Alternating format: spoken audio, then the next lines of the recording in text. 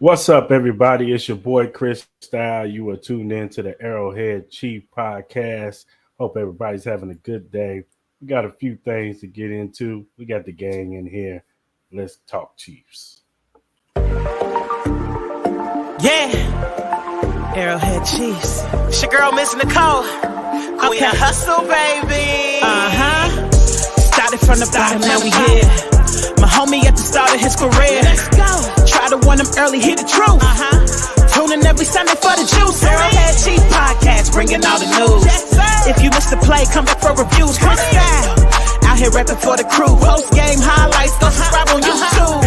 If you missed the play, come back for reviews. Post game highlights, go subscribe on YouTube.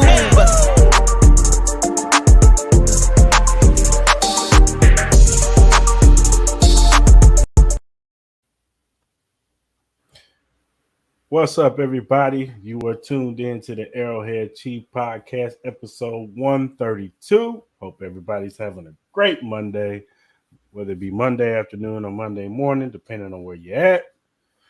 What's up, fellas? How y'all doing, man? Doing good. Just getting to that point of the off season where it's slow right now. There's not much to talk about, but we're here. So let's do it. It's the drought what you expect. Ain't nothing but MLB on right now. Sorry ass Royals. Right on schedule. Watching them sorry ass Royals again. I ain't even doing that. Me either. I mean, I've been watching. I've been watching documentaries and other shows and that. Actually, I went ahead and binge watched that All American series. Actually, ain't that bad. I will say that. Oh, that's a good show. Yeah, that's a good show. Yeah, so I got talking to watching it, ended up watching all 5 seasons in the span about 4 days. I'm like, this ain't bad. Yeah, it's not bad, series. Mm-hmm. Not bad at all. All right, fellas, let's get into it. Chiefs just had a ring ceremony, and they displayed the new rings. It was a big spectacle, you know. When the first time we won the Super Bowl, you know, it was COVID, so they weren't able to celebrate this way. You know, this offseason was probably a little bit better for the Chiefs winning the Super Bowl because the last time they won the Super Bowl, like you said, it was COVID. They couldn't really do nothing. The ring ceremony was like in the field. They opened the rings and got them. It wasn't really like this. Whereas in this offseason, you see them, they're actually getting get the fruits of their labor. They got to go to the White House. They got the parade. They got all the things that they wanted to do when they won the Super Bowl. And this ring ceremony capped it off.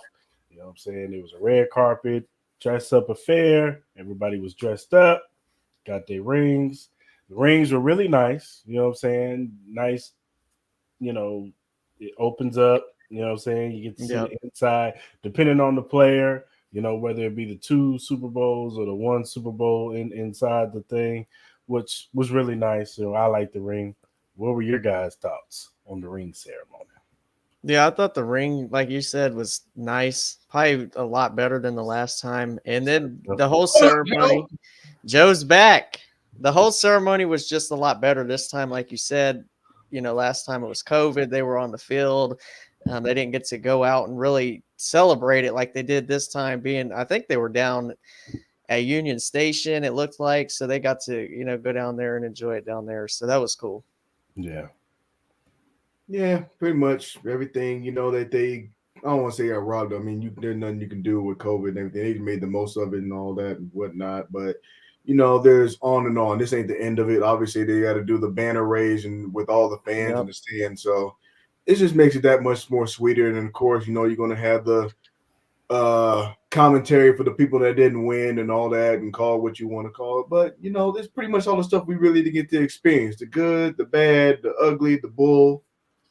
I'm good with it. I feel like I'm getting the full experience this time. What were your guys' thoughts on the ring? Did y'all like the ring?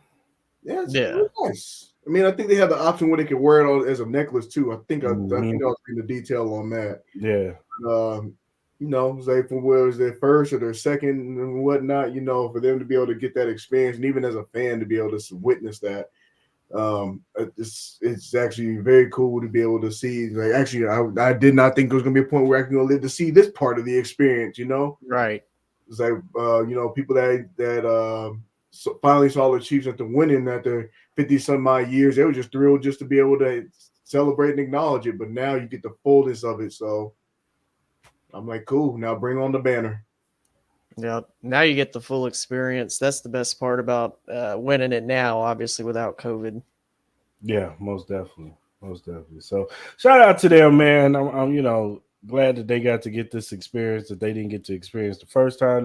Some of those guys they got the first time to win the Super Bowl, Patrick and Travis and Chris Jones. Well, we'll get into Chris Jones in a minute, but all the players that won in that first Super Bowl, I'm happy that they got this experience this time. So, but speaking of Chris Jones wasn't there. Now, there was a tweet. A lady said, "Why wouldn't Chris Jones show up to the ring ceremony?" And he put he was sick. Now, lately we've been like yesterday we saw him at the Chiefs facility. He's been around. He put a tweet out. We out here, Chiefs. So he's been in good spirits. And like I said, I still think that the extension's gonna happen. Ty, he's been kind of like I don't know when's it gonna happen. I don't know how you feel, Mark, but you know, I think the extension is going to happen probably within the next week or so.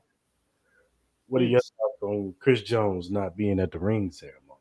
it's gonna be fine. I mean, the extension gonna get taken care of. It's no different than the people who make a big deal about who showed up for the parade, stuff like that. So we can pick and choose. Clyde not showing to the parade. Even, I mean, think about it. Orlando Brown Jr. He opted to stick around with the and practice with the Bengals and go to. I mean, we can pick and choose, but it's all gonna get done. So just relax. We'll be all right. He'll get signed. He'll get his money. It's not. I mean, it's no reason to stick around and just kind of like be like, when he gonna sign? It's not like we getting paid for it. I mean, unless I'm getting 10% of or 5% of it, then fine, I'll check up on it every day and not. But he gonna get paid. He'll be fine. Relax. That'd be nice. Right. I'll take 2%. Yeah, I'll take 1%.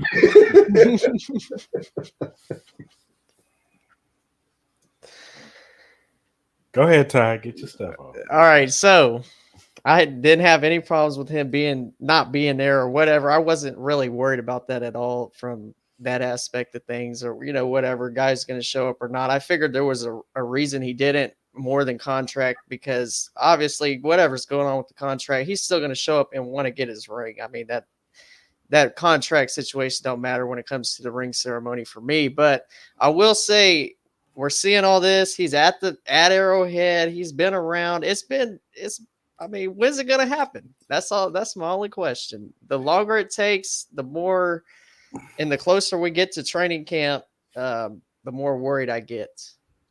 I will throw this nugget in there though. I believe that there's a blind side piece somehow. I mean, yes, the extension is important, but granted, there's still other parts of free agency that are out there, and that might even be part of the equation. I mean, like I said, let's just relax and see what everything rolls out. That's just my speculation. I think there's going to be another piece that's going to completely blindside all of us that we ain't talked about yet. Do you know the date that Chris Jones signed his first extension? I'm gonna go with July 9th. It was July 14th. We got time, Ty. It's gonna be okay, man. Yeah, you'll be all right. It's gonna be okay, man. They're gonna sign it right before training camp, man. And even so, people like to do these blindside things, like with Kevin Durant and in the NBA, he did his blindside choice and everything on the 4th of July. I'm like, happy 4th of July! He's signing with the Golden State Warriors. What? Yep. I think everybody's 4th of July was ruined after that when he said that. But mine certainly was. Mine was just fine. I don't care about that. He said, you watched the ruin the NBA right in front of you, and you didn't care. It's been ruined. What are you talking about? It's been ruined. LeBron opened that Pandora box, baby. It was over. No, but for real.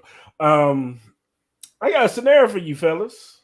Mhm. Hypothetical. I'm not, like I said, I'm still in the wheelhouse of Chris Jones will remain the Kansas City Chiefs.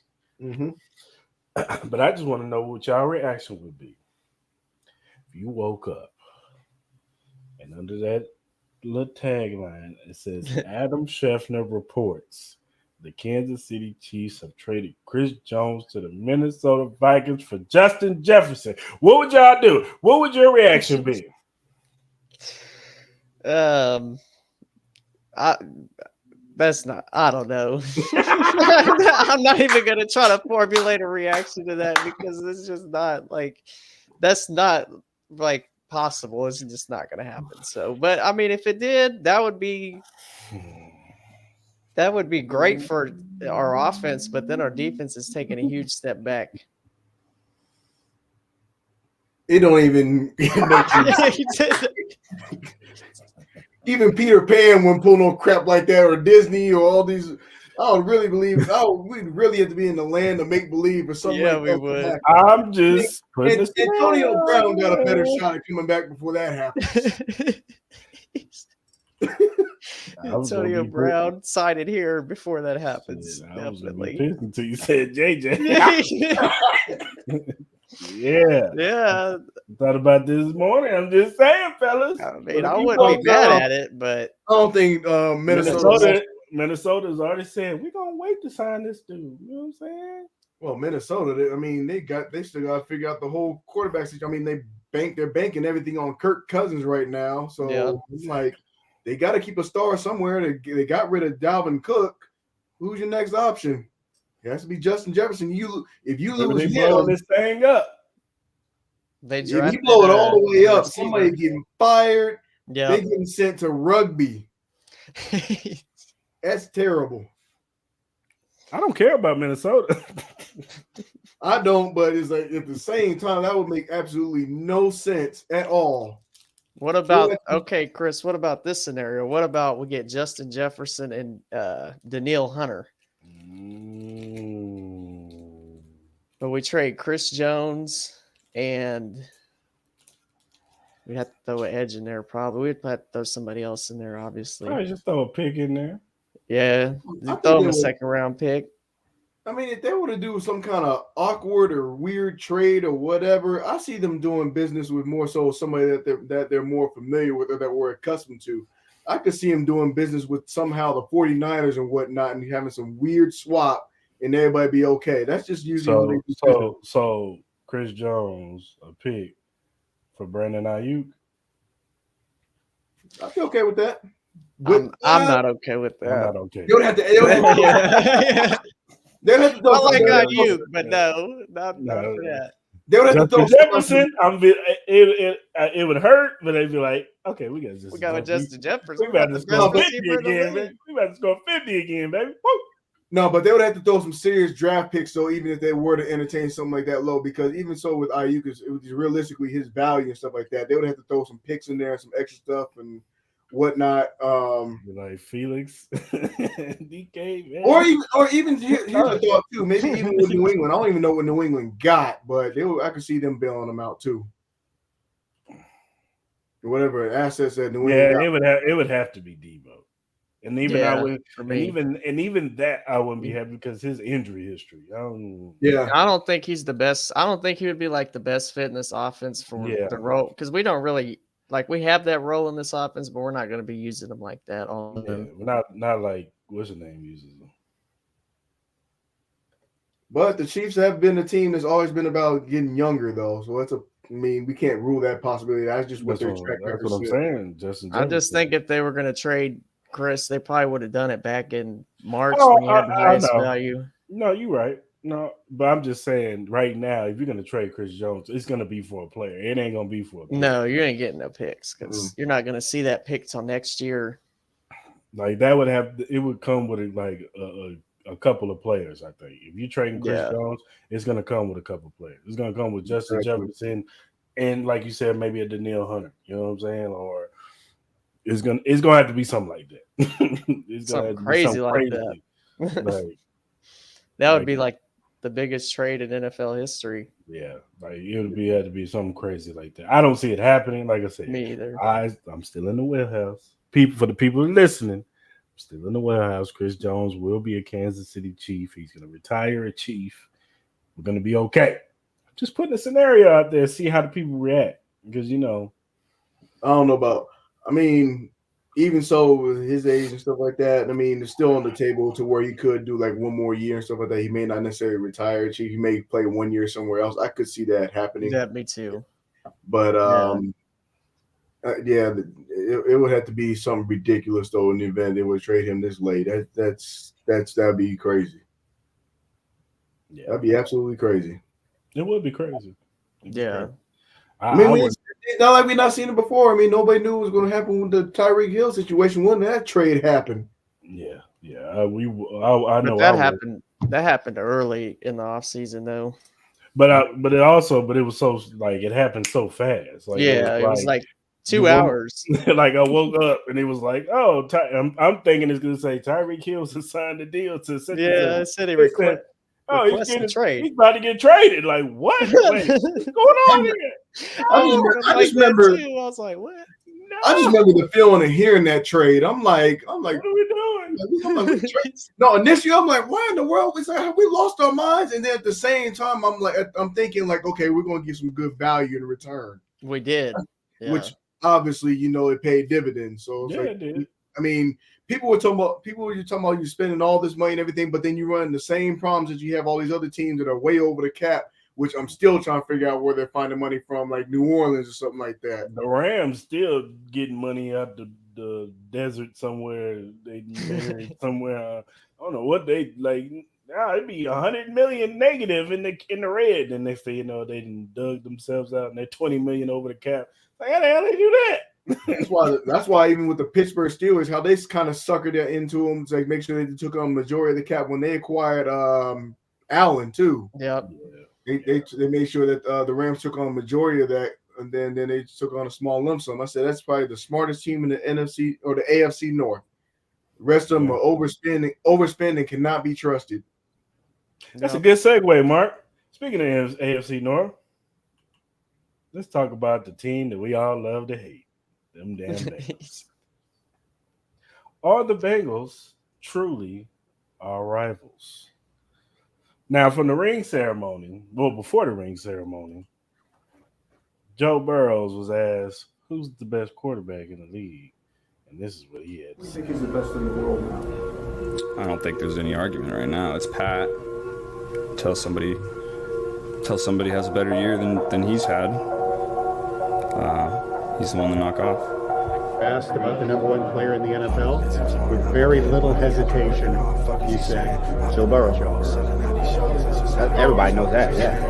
That's easy. MVP. He said Pat. Who said Pat? Joe. Pat who? Now that's been going around, Jamar Chase saying Pat who, and at the ring ceremony, he said that's who. That's who. Patrick Mahomes had a retort. That's who. Now we all see the Bengal fans. Oh, they're at the ring ceremony and they're thinking about us. Knowing damn well if it was the roles reversed, they would have did the same thing. Yep.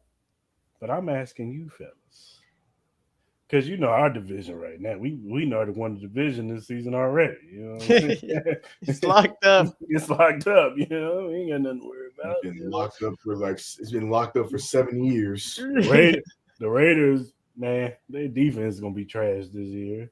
We on our what, second or third? Who's the Raiders quarterback gonna be? Division? Jimmy 1 foot Garoppolo. If he passes the physical. Yeah. They might be rolling out with Brian Hoyer. Yeah, we don't know what we're getting from Denver. I mean, I guess Russell Wilson can't be worse than what he was last year, but we'll see. They got the Raiders. We'll see. They said that too. Yeah, we'll see. We'll never know. Chargers are going to charge. They'll be hurt by week 5. They still got Staley over there. It's good. They're going to be hurt by week 5. He cannot be trusted. And what's the other team? Oh, we already talked about Reeves. But still, so we got this division locked up. So the NFL's been searching far and wide for a rival for the Chiefs, whether it been Lamar Jackson, the Ravens, but we pretty much even though we had close games with the Ravens, we'd always beat them. Then they wanted to beat Josh Allen so bad, they wanted Buffalo to overtake the Kansas City Chiefs. But then 13 seconds happened. You know what I'm saying? And even though they beat us in the regular season, they could never get over the hump in the playoffs. And that's where it really matters. So here comes the Bengals. We talked about it in the group chat, fellas. The first time we met them, it's the Bengals. Yeah, they got Jamar Chase, whatever.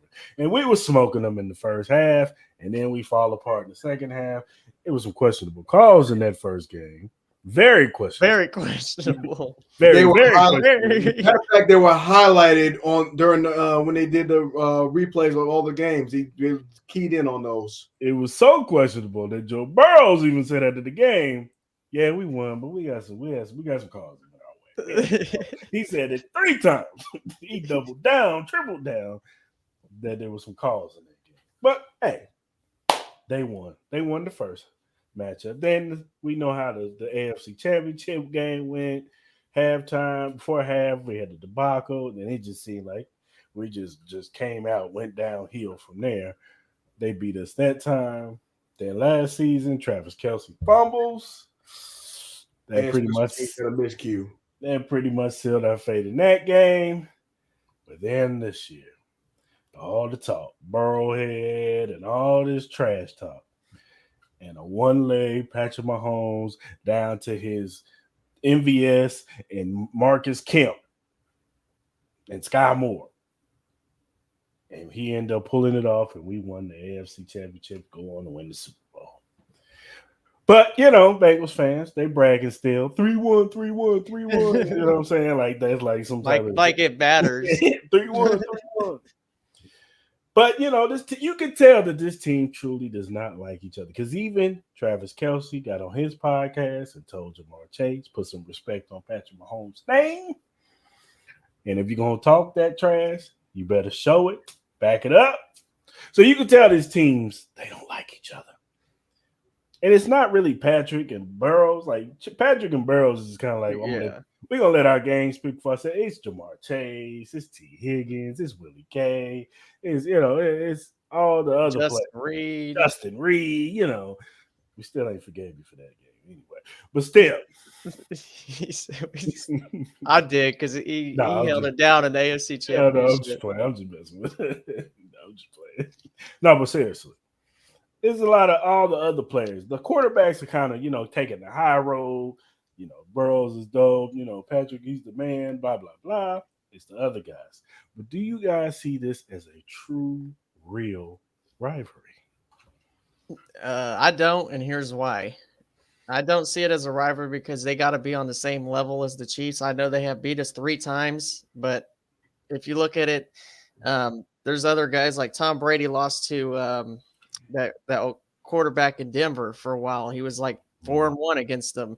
That was never a rivalry because they were not on the same level. The Bengals rivals are within their division because they struggle to beat those teams. And that's just the truth. Their rivals are the Ravens, the Steelers, and the Browns. Mm-hmm. They consistently struggle to beat those teams in the regular season when all those teams are healthy.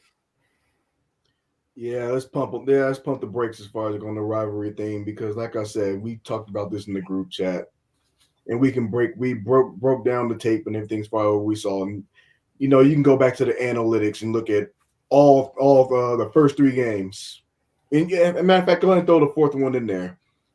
The Chiefs had the situation where they were more likely to win for more than 50%. It was close to like 60%. All 4 of those games.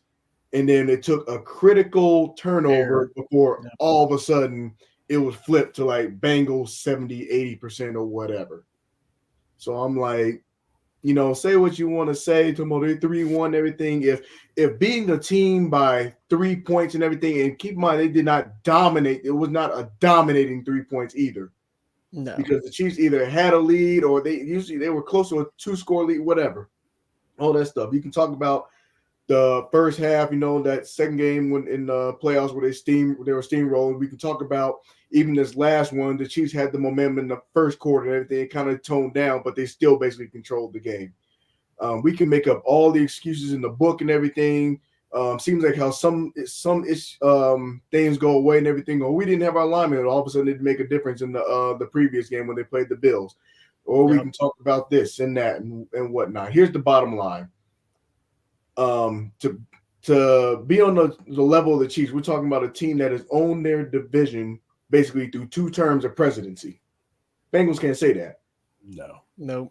And even if you want to look at it even a little bit deeper, and this is why I think it's crazy for them to not even be talking about the division. Let's talk about the status and the health wise as far as with their division in itself.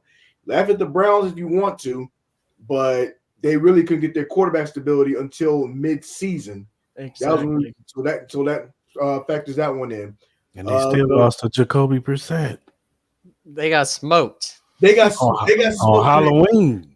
They got smoked on that game alone. The losing total on that, Patrick Mahomes didn't even have a loss by that total. That's crazy. Our whole season combined, we didn't have. It wasn't even. That's near nor here nor there. So the Ravens, they haven't had a healthy quarterback over the last 2 years, and this should be the best offense if they can stay healthy that they will face. And as crazy as it is. Who was that? We got the Browns. We talked about the Browns. We talked about the Ravens. Pittsburgh, they're just a half a season away of putting together a complete season because they started turning on late. Those are who they really need to take seriously. Don't worry about the Chiefs. Yep. You can be aware, but until you can show dominance on a healthy team, ain't no room to say nothing. We don't care about your contender Super Bowl contender patch. There's no different than the Atlanta Falcons result. It's no different. It's no different by any means. We don't care about the Falcons getting there. We don't care about the Panthers getting there. Exactly. We do. And all them teams fell off. I don't care about that. You can have the we dominated and we own the Chiefs by field goals and a couple key turnovers, whatever. If that's the case, then Baker Mayfield owns them. Lamar Jackson owns them. The list goes on of players that own them. But you can. I tell you what. I got a respect for the team, for the Bengals. I got a respect for Burrow and everything. I got a respect for the Burrow and Chase connection because they took basically what they did at LSU and pretty much just rolled over. They got the best receiving core in the league. I agree. Look, but yet they're still stuck. Look, as Chiefs fans, and look, I ain't trying to speak for everybody. I don't think it's that we don't respect the team. No. We we respect Joe Burrows. We know he's talented. We know Jamar Chase is one of the best receivers in the league. We know T. Higgins is probably one of the best. Tyler Boyd is probably be a starter on at least 10 to 12 teams right now. He'd be starting number 1 receiver probably. But it's the fan base. It's the fan base. It's not the team. It's the fan base. Now the team, they talk they trash, but that's what they supposed to do. They're gonna talk trash. Some people are motivated by trash talk. We know Jamar Chase is a trash talk. Travis Kelce's a trash talk. Yep. You know what I'm saying? All these guys trash talk, and that's fine. That's what makes the game fun. You know what I'm saying? Do I think the Kansas City Chiefs look at them as a rival? I actually do. I think they do look at them as a rival, and I think when they see them, they're like, "Oh, we want to beat this team." But I got a question for the Bengals fans. If we beat them on New Year's Eve and that little 3-1 is gone, 3-2, and then we beat them again in the playoffs, and now it's 3-3. What y'all gonna hang y'all hat on now? What's y'all argument gonna be? I would say, here's my thing. They won't have one. Zim will run off Twitter again. Here's my thing. End up being a Rams fan. Well, here's my thing about that though. That's the way that game is scheduled is so late. It is that we have to hope. I mean, hope not, whatever. Because ideally, you want to take care. You want to take care of your division quick. You want to take care of first. You can try to get number 1 seed quick. Mm-hmm. At this point, there's not even a guarantee that can even matter. Right, you're right. Because it's so late. By that time, we're gonna have it locked up. They might not even be playoff contenders by that time. We don't know. Yeah, That's why. That's like my biggest when they put that schedule together. Everybody talking about, oh, look at the Bengals and the Chiefs again. Yeah, week 16, 17, when it could be dang near decided. We don't It know. could be injuries. It could be players being benched because for rest or whatever. But yeah, it didn't make sense for them to put that game late. It does make sense because they figure, okay, see, there's the national media have, they look at the Bengals as a top, as they should. They are a top team in the AFC. Mm-hmm. We're not gonna I act think like what they're thinking. they are they're top, and they figure by that time the Chiefs are gonna be vying for the number one spot. The Bengals are probably gonna be trying to vie for the number one spot. So I get where they were going for it, but it's not guaranteed. You know what I'm saying? Mm-hmm. It might be some other team emerging out of the woodworks that we are battling for the number one. It's gonna be a team like that because every year there's a team. It might be the Jacksonville Jaguars in that weak division that they in. You know what I'm saying? Cotton ball, soft division. It could be. They should run through that division. Yeah, it should be It could be Jacksonville. It could be some team. It could be the Browns. You never know. Mm-hmm. I really think it could be the Browns. I think a lot of people are overlooking Deshaun Watson, thinking he can't go back to being what he was before. He wasn't injured. It wasn't rusty. It was he was just rusty. He probably wasn't very familiar with the playbook because for a lot of last offseason he couldn't even be around the team in the building. So it was all a learning experience for him. Now he gets all of that. He gets to learn the playbook. He's there right now. They'll be there again in a month throwing around at training camp. So he gets all that this year. I mean, he went out there and looked like an old rusty car that had been parked for about 5 years. Yeah, exactly. Yeah. So it's like, I mean, what do you expect? No chemistry with Amari Cooper. No. And the deal is like, to my understanding, everything. I didn't really pay attention to the ticker and everything. Who knows if Hopkins goes over there? Then you really have to take it serious. If Hopkins go over there, I'm picking them to win the division. But already my prediction as far as like in the AFC North, though, I believe 3 teams will come out that division. No, I do too. Do too. They're the best division in the NFL, I think. Yeah, me too. Well, we expect them to be because we said the West and the AFC East might be up there with them. No, they're second. Yeah, they're the second because. You got the Jets, you got the Dolphins, you got the Bills. Like, it should be AFC North. As much as we crap on New England, I still think New England's gonna be better now that they got a real OC. Say what you want to say about Bill O'Brien, he's still a decent OC. He's better than Matt. He's Patricia, a better play caller. Yeah, Joe Judge and Matt Patricia. Like, at least he actually an offensive mind. Yeah, I mean, he was getting the Texans to the playoffs. Now, were they winning? No, but when they had all their pieces and everything was right, and he was a good coach before he took over being the GM. Once that happened, that's when. So, I mean, I think Mac Jones will have a better season than what he had last year. Do I believe in Mac Jones? No, I don't. But I think he'll be better. He should be better, especially because Bill O'Brien has that familiarity with them down at Alabama. So and you never know. If they get DeAndre Hopkins, that's definitely going to boost their offense up. To New England? Yeah. I don't see it happening. Me either. I don't. I mean, they throwing the type of money that he won't. If they do, because they might be the only team throwing that money right now. Because, I mean, it's quite clear that DeAndre Hopkins was unserious about being on the contender. Like, let's just keep it real. I mean, we knew it was about the bag the very same day we was talking about it, and then he signed it with an agent while we were live on the chat. I said, nobody signs with Clutch and goes for pennies. No, he going for a long – I said, that ruled out my 1 year possibility when I was talking about I could see him doing a 1 year to prove it and then getting the bag.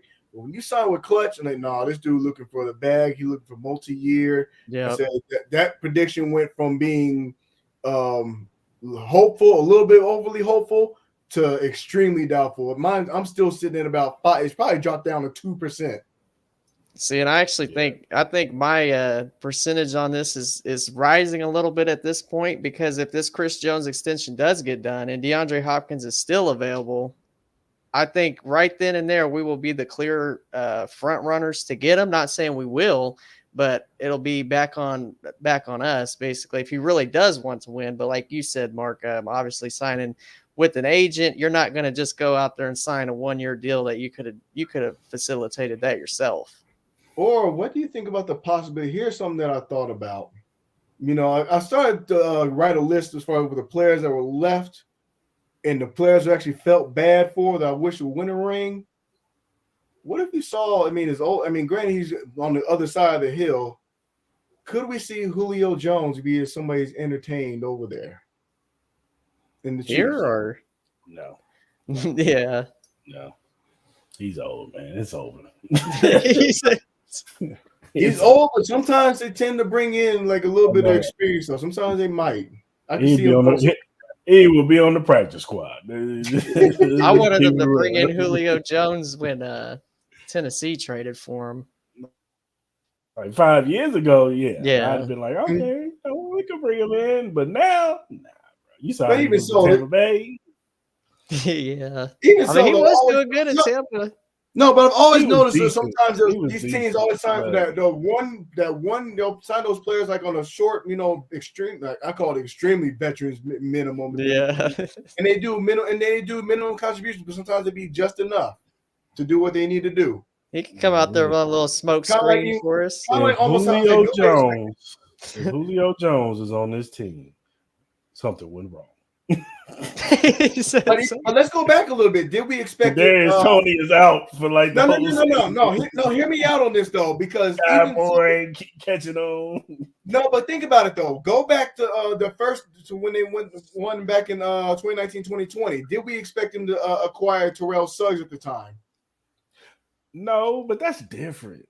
But we kind of needed it. Suggs. Yeah, that was different. I don't know. Suggs, I think Suggs had a little bit more juice left than Julio does right now. Like Julio, that hamstring. Julio ain't got no juice left. We already got no problems with somebody with some hamstrings on this team. We don't need an old dude on this team with some hamstring problems. Hey, we got everybody. Everybody always got that one old dude. I mean, look, Miami. He although they didn't win the whole thing, they still had Udonis Haslam.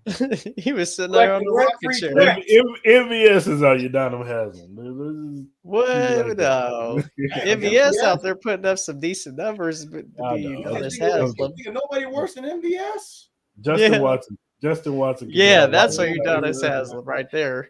Justin Watson could be on white Udonis Haslam. I don't know, but I just think there's still going to be a blindside acquisition, though. I don't know where it's coming from. I just do believe that's going to happen. I think it's going to be an edge rusher, though. I still think there's guys out there on the market where it's probably still a need. I still think we need to add another edge rusher because I don't want to put so much pressure on FAU day one to come in and produce. And let's just keep it a rotation, add another guy in there. I know we got Charles, but I think Charles might be – from what I'm seeing, I would put Charles next to Chris Jones on that interior and cause all kinds of nightmares. Yeah, that's right. That's how the 49ers use them. They use him also on the inside, and that's where he got a lot of his pass rushing.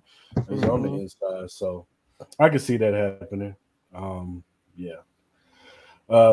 can see Carlos Dunlap possibly coming back. He's already said that he would love to come back. So if they can get Carlos Dunlap to come back, I'd be good with that. That'd be fine. And they're probably not in any rush for that. I mean, that'll probably happen at training camp during because he probably won't need to be there for the whole thing or whatever. Similar to last year. Yeah, bring him in mid training camp, probably a little bit after the first week of training camp, the hardest week of training camp, and then they bring him in, whatever. So, all right, fellas, much has been made about the receiving core this year. I want to know something from you guys. Who do you have bigger expectations from? Kadarius Toney or Sky Moore? I'm gonna go with Kadarius Toney because I think Boogie said it well on the last episode. Sky Moore, what did he have, like 250 yards last year? Expecting him to make a leap from 250 to 1,000 or close to that is kind of, I don't see that happening, but could he have 600 to 700, maybe 800 at the most, possibly? But if Kadarius Toney stays healthy for at least 13 to 14 games, he should have over 1,000 yards, especially if they're going to be using him like a wide receiver one in this offense. then I'm gonna have to go with Kadarius Toney because we've seen more from him, obviously, than Sky Moore, even with the injuries. What you think, Mark?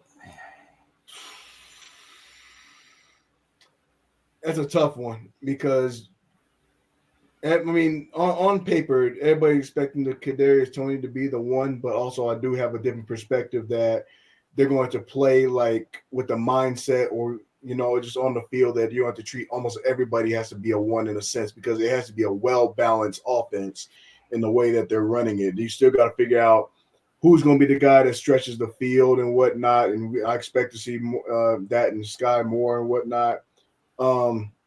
Obviously, I would say more so Kadarius though. If I had to pick one, because he's got to stay healthy. Yeah, Dude's got to show you that you can endure a season without, I don't know, being on the sidelines for 2-3 games or whatnot. I mean, Sky Moore, I expect him to improve. Obviously, I think he'll have a little less time having to be on special teams. I mean, this at least it's starting to look like a little bit. To actually be able to give him time to be able to focus in on doing what he need to do. Now he's going to have more playing time with Hardman gone. I think some of that pressure or that I don't want to say distraction. That's probably not the best word, but with him being off the team, it pushes him to be in a bigger role. Yeah, I agree. I think it's Kadarius Toney. I mean, the Chiefs have already made it clear that he's going to be the number one guy. So I have higher expectations. Plus, I got $100 riding on Kadarius Toney getting 1,000 yards this year. But yeah. What's the odds on that? Where did that happen at? At work. My shout out to my homie Maul on my other podcast, Crystal Maul podcast. Subscribe. But we got a bet riding. He claimed, he always talking about our wide receiver. He a Raiders fan, by the way. He always talking about our wide receivers. We ain't got nobody past Travis Kelce, and I told him watch out for Kadarius Toney. You told him you ain't yards. You told him he ain't got no QB. He knows that. He's very self-aware about this. He knows.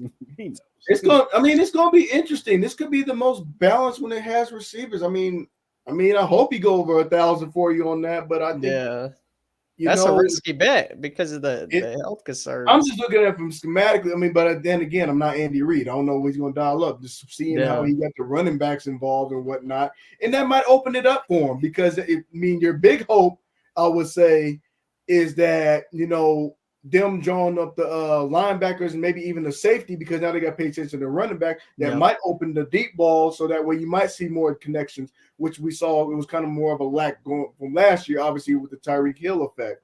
So you might see more deep connections with Kadarius Toney. You might see more from MVS. Who knows? That might open that aspect of it too. You might see Rasheed Rice too. And I think I don't know. I think a lot of Chiefs Kingdom is really down on MVS this offseason. I mean, from what I'm seeing, I understand, he's had inconsistent games. But if you actually go back, you watch the games that he was inconsistent in, the games he didn't put up stats in. Yeah, he had a few drops here and there too. But Mahomes definitely missed him on like 4 or 5 deep balls that probably would have gone for touchdowns if he hit them. And that's probably like 150 to 200 more yards you add onto his total. So, I mean, if the deep ball's hitting this year and MVS is receiving that, then I could definitely see him having an uptick in production. I mean, he was pretty close to the highs, like in the key areas too. Like he had career highs in the receptions, and he was 3 yards shy of tying his career high in yardage. Obviously, he said he could take a step forward. If they're able to establish that connection, that might be the very thing that they need to address. That could take him. I mean, I think what I say 800 is a pretty good number for him. Yeah, if he gets there too. 805, I think I'd be okay with him to accomplish. All I need for MVS is just to be more consistent. I'm not saying give me 100 yards a game, but at least be visible, bro. Like, be visible. Like it'd be not just one game you get 120 and 2 touchdowns, and then the next game you get 1 catch for 2 yards. Like I don't want to see that. Give me some consistency, player. You know what I'm saying? You're gonna give me 100 yards this game. Give me 40 in the next. That's all I'm What? asking. And I think part of that, though, too, is just the way the Chiefs' offense was ran last year, the way it's going to be ran moving forward. So, like what Mark said, they're going to use different receivers every week. One week it's going to be Travis. One week it's going to be Sky. One week it'll be KT. And last year, though, when it was really towards the end, KT went down, Juju was hurt in that AFC Championship game. They had nobody else to turn to other than MVS, Marcus Kemp, and Sky Moore, and he definitely showed up then. So maybe when they didn't use him as consistently throughout the season because just the way the offense is now. I mean, somebody got to step up with Juju and Hardman being gone. Somebody got to make a Hardman. Well, I mean, we figured it's Kadarius Toney, MVS is probably the number 2 now. Yeah, Sky number 3. Sky's 3. Probably receiver. Well, Justin Watson probably number 4. Only because he knows their offense. Yeah. Unless Rashee Rice is just balling in training camp. Yeah. Which he might, but I'm saying? I'll pump the brakes on that a little bit. That's what I'm saying. That's what I say. Yeah. Justin Watson because he knows the offense. So he's probably the 4. Then probably Rashee Rice. And Justin Ross. Man, I'm not that I'm not sold on Justin Ross, but they held him out at mini camps and stuff like that. Are they concerned that he does have like that injury concern everybody's been talking about? It's definitely possible. I think Richie James gets that 6th spot for now. Yeah. I just think that they just was like, we in shorts, we in jerseys. There ain't no sense in us putting him out there and risking him getting injured during this time. That's true. If you're gonna get injured, do it with pads on, baby. Yeah. Do it in training camp at least. Yeah. So we'll see. Because everything changes in training camp. You know what I'm saying?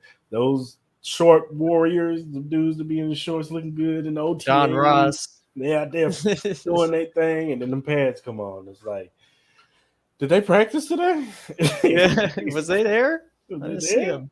Nah, he wasn't noticeable.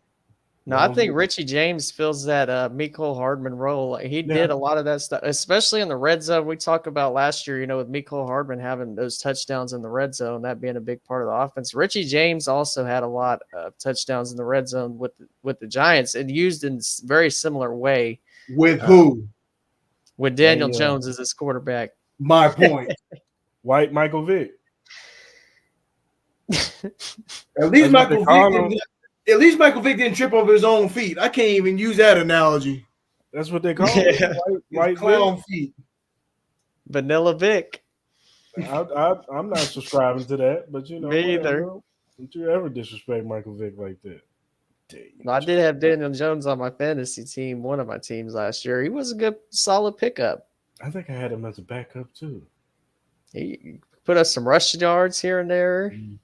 Yeah, but that's that contributed to the whole with the Dable effect over there too. Yeah. So I mean, I don't quite know what to make of the Giants at this point. It's like they're still lacking playmakers for me.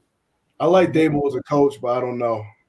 They about to run their system. Try to run their system like us, where they had the tight end as the number 1 weapon. But the problem is the tight end is Darren Waller, not Travis Kelce. Waller can't stay healthy to save his life. So we'll see how that goes. Good luck. So, all right, let's switch to the defensive side. Trent McDuffie. Could he be a Pro Bowler or All Pro this year? Now, I have high expectations for Trent McDuffie.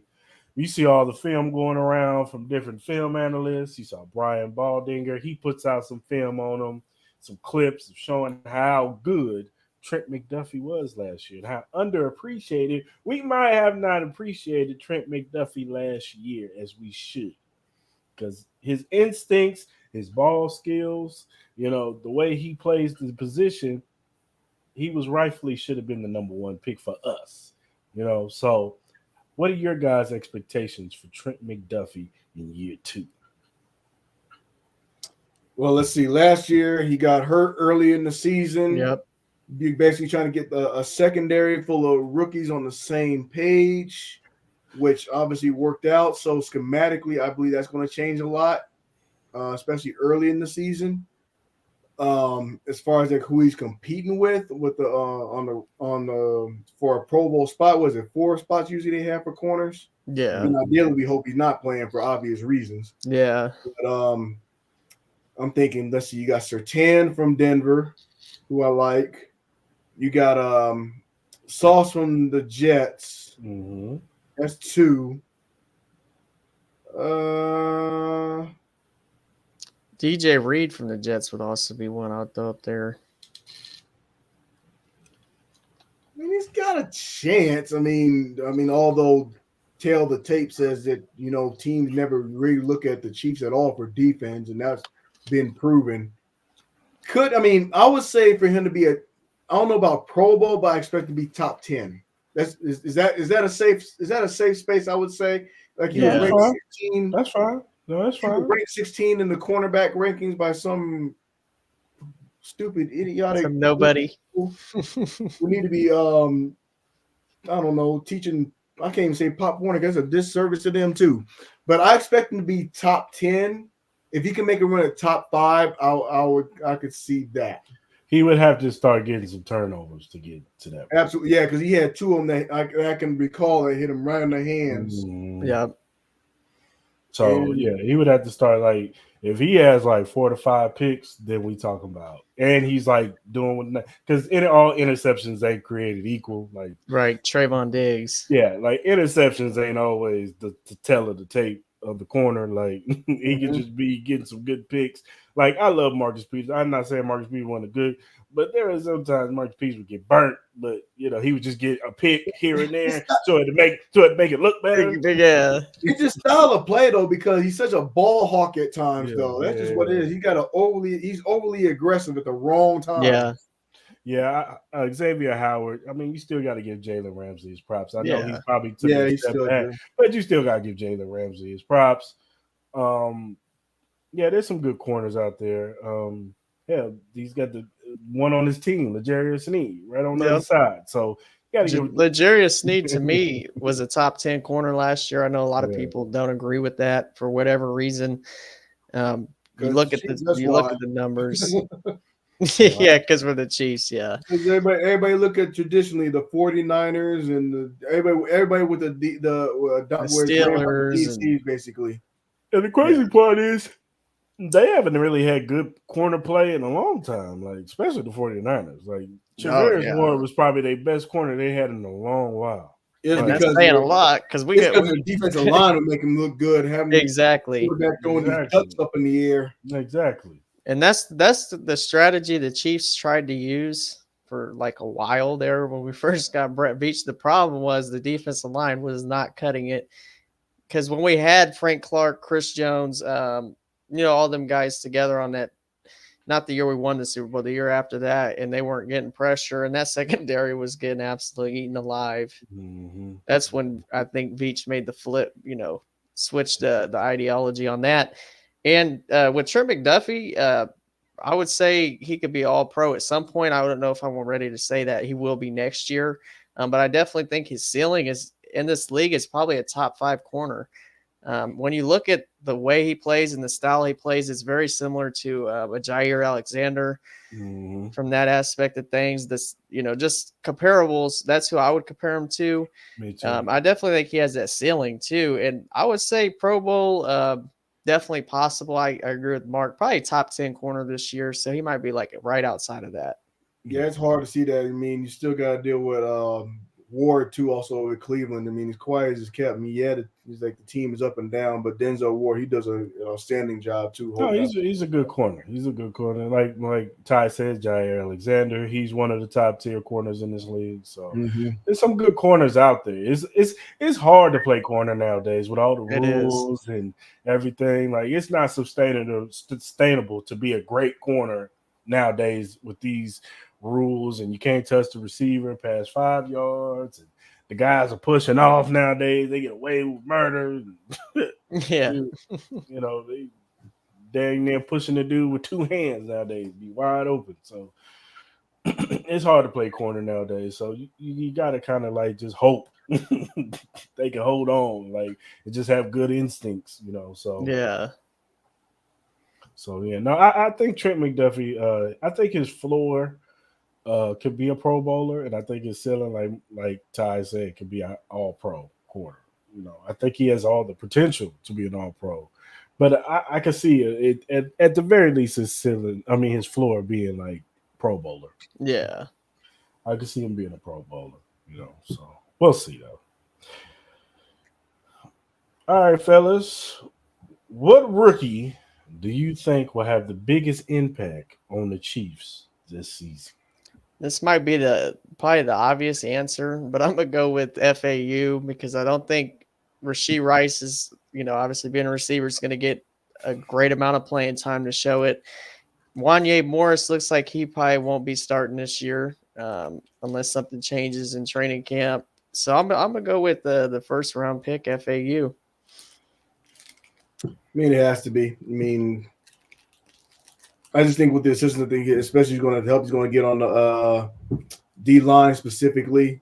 I think it'll be just fine. I think you're going to see a rotation of it. And I think part of that is also going to be a contribution from some of our second year players and how they can help them be effective as well too. So I expect great things out of this defense.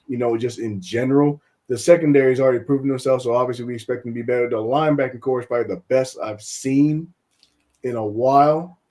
And then once they get that D line together and get everything established with Chris Jones, because Chris Jones is the motor that makes everything else happen. Say They bring in Dunlap and everything to kind of like contribute to be able to help.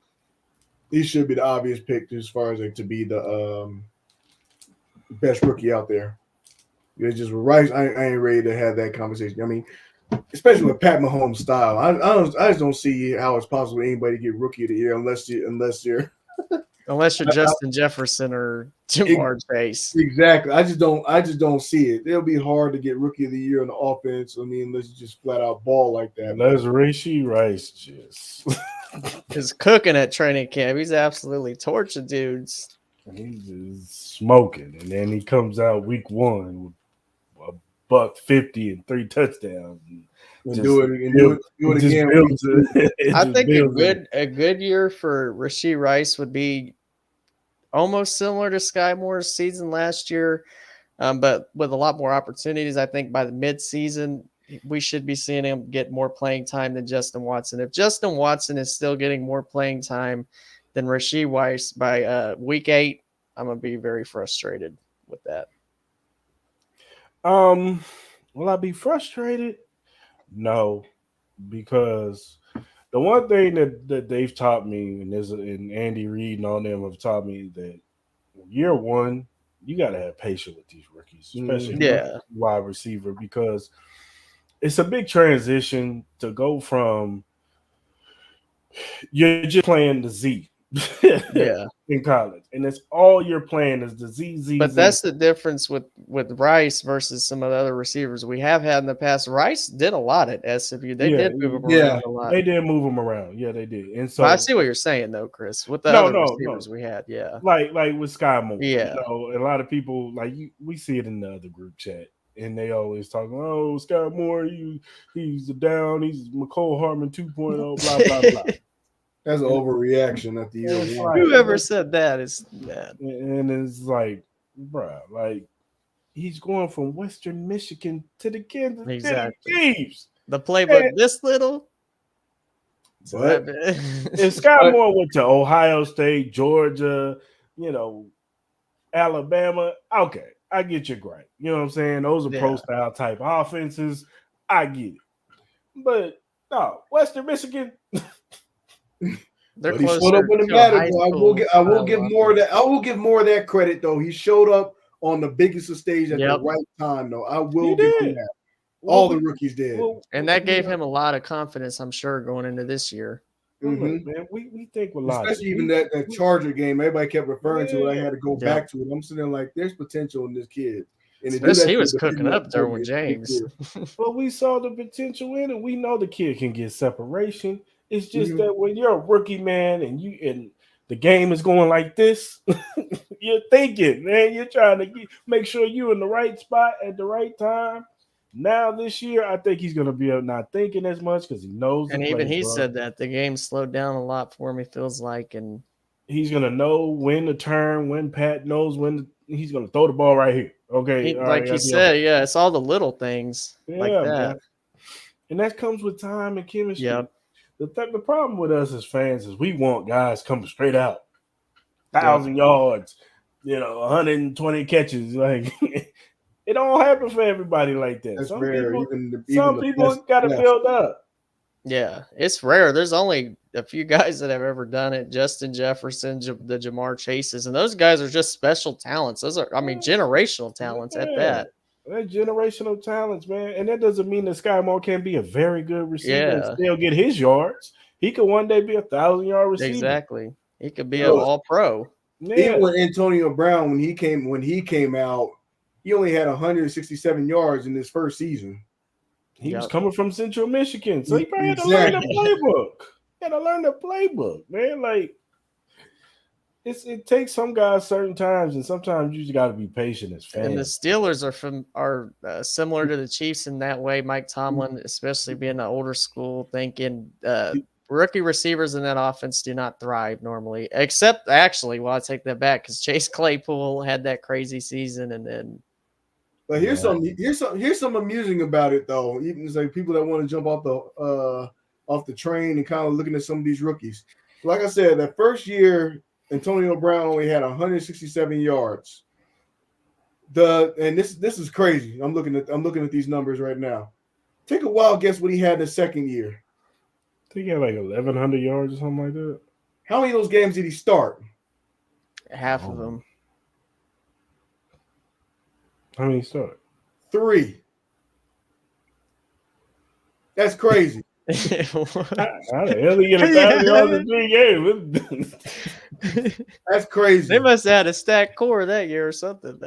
Usually with Pittsburgh, they did actually have, as far as they usually have role players in there between. Because then they have Mike. What was the dude? Mike Treadwell. No, Mike. I gotta look at that.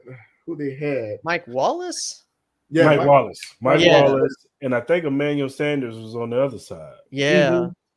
Yeah. I think always had some, especially with Antonio Brown was the third. He was the third. They had receivers going in and coming out and all that stuff. So it was almost like for the longest, it was just Hines Ward. That was it. Yeah, it was. It was Hines Ward. Well, they had what's his name too though? Can't remember his name now. They had Antonio Brown, Hines Ward, Martavius Bryant was Sanders. Yeah, when he wasn't doing drugs in all season. Man, the one he we had actually liked. Special talent too. No, he was really good. Because I remember he came from that receiving corps from Clemson. Yeah, DeAndre Hopkins, Sammy Watkins, and him, and everybody was saying he was coming out too early because he was like the young guy. He was ready. Yeah, he was ready until he started. Started doing whatever he was doing. So he must have been the 2 or the 3 at that time. Who? Antonio Brown. I think he was the 3. He was the 3 when Mike Wallace and Emmanuel Sanders they were the 1 and the 2, and then he was the 3. Yeah, because Ward and Wallace were the primaries, and then Sanders. Yeah, I can see why. Yeah, they were stacked that year. That's tough. Did they have Did they have Le'Veon Bell that year? Yep, they had. Jesus, he was there. So Antonio Brown was probably getting in that slot. He was. Got all them yards in the slot. So, but yeah, man, it's called patience, man. Y'all gotta be patient. You know what I'm saying? Just some guys you just see it jumps off your screen and you see it. That dude's gonna be special right there. Jamar Chase, special. Even Devontae Adams took time. It took a lot. It took him longer. It took him like 4 or 5 seasons. Yeah. I will say this though. Part of that though, with kind of like I'm not denying Chase's talent, but also considering the connection that they had in college, that matters. So it does. It does. So but at the same, they kind of got to cheat at the same time, but then it worked out. But come on, he's still But he's a special talent though, because not everybody knows how to make the right throws and everything, knowing where they're going to be. Right. That's tough. Jamar Chase could have went to the New England Patriots, and he was going to work. Yeah, he would have it. I don't know about the Patriots. I don't know. He was the Chicago Bear. If he was the Chicago Bear, it'd work. I mean, because the coordinator can mess around getting Justin Fields killed right now. No, I think if he got him killed last year. if you flip Justin Jefferson and Jamar Chase, okay, say Jamar Chase ended up in Minnesota and Jefferson ended up in Cincinnati. And I don't know. Justin Jefferson might be putting up 2,000 yards a season. I agree with that. Because, man, he's already putting up those numbers with Kirk Cousins. They're two different type of receivers, though. Like they are. Justin is more explosive. And it'll get you over the top. Yeah, he's more explosive. Jamar is fast. I knew Jamar was fast in that first game they played us when he caught that screen, and it was like 3 dudes right there. He ran right past him. I said, I've only seen Tyreek Hill do stuff like this. But even Jamar Chase, I think Joe brings up a good point. Remember in preseason that year, everybody was talking about how he was struggling to catch the ball because of the laces and all that stuff. I still remember that. He had a lot of drops in the preseason training camp that year, and then he went out and had whatever he did, 1,000-something yards. Yeah. It's just with that Burrow and Chase connection, they just knowing exactly where to put it, and sometimes it's just a great ball that's thrown where he just knows. And remember, all the people were killing them for taking Jamar Chase. Like, you need offensive lineman. You should have took Penei Sewell, and then once that preseason happened, everybody was cooking the Bengals for that, and I was like, man, the O-line is still an issue, but this year we don't know. They're hopeful on. Hey man, they got all pro Orlando Brown Jr. over there, man. What are you talking about, man? That's what I'm saying. I'm being hopeful. Pro Bowler. You're being hopeful. He's a Pro Bowler because of the way Mahomes can move around the pockets. He's gonna be getting cooked up there in Cincinnati. I'm telling you, that division with the pass rushers he's gonna be facing. And usually, I can't wait till we play him, man. I hope by that time FAU is cooking. Now, some Chiefs fans will overdo it with Orlando Brown acting like he was absolutely trash or whatever. I think he was a good tackle. He's solid. He's a solid left tackle, but is he worth the money that he want? Hell no. He's worth what he got in Cincinnati, though, I would say. Even though Clarence would beg to differ. Clarence thinks that we should have signed him. I think that deal he got in Cincy I would have signed him to that deal, but not the deal he originally wanted. Well, I mean, Cincinnati, they were just foremost addressing their needs and have to hope that none of them get hurt before the playoffs. That's what their hope is. And first of all, you got to get through that division. Yeah. So if you get through that first and they come out healthy, then it'll get interesting.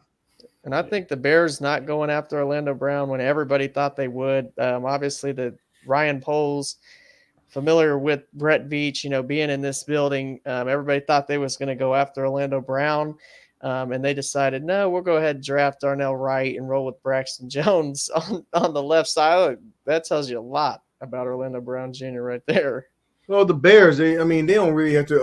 I don't think they're in such a panic mode as opposed to Cincinnati. You look at from division to division. I mean, on paper, we're probably saying Detroit should be the team to overtake, but in that division, who knows? I mean, will Jordan Love surprise us? We don't know that. Will Justin Fields take the next step up? We don't know that. He got some help. That was a good thing. Yeah, he did. He got help. Hopefully, I just want to see Justin Fields to do less running. Yeah, because there have been times where Justin Fields is where Lamar Jackson was when he first started. Yeah. So they're going to run him. They're going to run him. That's his best attribute right now until his passing game. Now, I would say the Bears put better wide receivers around him than the Ravens did up until this season. They got way better wide receivers with DJ Moore, Chase Claypool, Darnell Mooney. So Darnell Mooney getting to be back in that slot is going to be. Yeah, he's underrated. He's a very underrated wide receiver. But you know what? I will say, though, that probably Fields and Lamar Jackson will be arguably under the most pressure going into this season because the GMs, they've basically given them no excuses for them to not win. I think Justin Fields has a little bit more of a leash. Yeah, me too. A little bit. Well, Lamar Jackson got a leash. He just got paid. So it ain't like they can get rid of him next year. So I think they both got a nice little leash on them. But, maybe if the Bears do. The Ravens didn't have a choice. I said they want to compete in that division. I said you better sign this quarterback quick. You better do something, or you're gonna be in the cellar. Gonna be back there with the bum that threw the game. the Pro Bowler, don't forget. No, I ain't giving him that. That's honorary. Put some respect on his name, Mark. Yeah, honorary. That's what I said. The Pro Bowl don't matter anymore. It don't. That's why I blame these. That's that trophy. Trophy parenting has started to bleed into the NFL. Everybody gets a participation award. Thank you. I hate that. The Pro Bowl. They could have put Jacoby Brissett over him, and I don't think anybody would have had a problem with that, actually, based on numbers. That's ridiculous. I'm getting tired of it. Talking about give me respect. You in the Pro Bowl for what? Yeah, he's a backup quarterback. He's more notable for blowing the game than the Pro Bowl. I don't know what he did in the Pro Bowl. One, I really didn't watch it. I didn't even watch the Pro Bowl. I was like, who cares? I don't think one starter on the AFC side that was supposed to was even in the game. I don't think so. They should just do away with it altogether. I mean, the Pro Bowl is not even. All I'm saying, I do like the new challenges that they do. I do like the skills challenges. I don't mind the challenges, but all it's going to take is one person to have a freak accident, a torn ACL or Achilles, and even a flag football game, and that's it. Yep. It'd be a non-contact injury. Those are the worst. That's why, with all-star games and Pro Bowls, I mean, I get it's a moneymaker for them, then just deal with community stuff and keep it at that. Because it's becoming an embarrassment. I appreciate it on the NBA side. Mike Malone actually told the truth. The All-Star game is trash because nobody played defense. Just like, I might as well been watching the other 82 games in the regular season. That's how it is. And the dunk contest got saved by McClung because it was terrible the last couple of years. And then the 3-point contest is probably the best thing to watch during the All-Star weekend. I'd rather see, I don't know, some knockoff basketball players, street ballers playing basketball than what I'm seeing nowadays. It's getting bad. But going back to my point, though, is that it's going to come to a point where they're going to just get rid of not just with the Pro Bowl and doing this, get rid of it all together because it's getting ridiculous. Just have come up with an alternative. Just have an award ceremony. Just appreciate these guys and call it a day. Just give them a Pro Bowl spot. Let them go to Hawaii, and that's it. Give them a trip. Whatever. All right, fellas. Well, another good show in the books, man. Another good one. Let's go ahead and give a shout out to Every Morning Quarterback. If you look down at the bottom, you see the link, emqpodcast.com/locker-room. If you go there, see the locker room access of all the podcasts under the Every Morning Quarterback umbrella. They got a 49ers one, a Chargers one, a Patriots one, and they got ours, Arrowhead Chief Podcast. Click on the banner. You'll see all of our episodes, recent and in the past. Go ahead and check those out. Follow, subscribe, all that good stuff. Also, check out their channel on YouTube. They talk about everything league-wide, NFL league-wide. Also, they have betting tips for the week. They talk about college football. They talk about all of that stuff. And you can also follow them on Instagram and Twitter, EMQ Podcast. So go ahead and hit them up. Shout out to the fellas over there at Every Morning Quarterback. And whatever streaming platform that you use, whether it be Spotify, Apple, Google, Stitcher, Breaker, Anchor, we're available on all those streaming platforms. So go ahead and hit us up, subscribe. And whatever social media account that you use, whether it be Twitter, Instagram, Facebook, and TikTok, we are available on there. Follow us at AH Chief Podcast. We will follow you back because we are not Hollywood. We are fans just like you guys. So go ahead, hit us up, give us feedback, whatever you want us to talk about, whether it be topics, questions, anything. Hit us up. Just make sure you talk to us nice and normal because we will send Ty to come get you.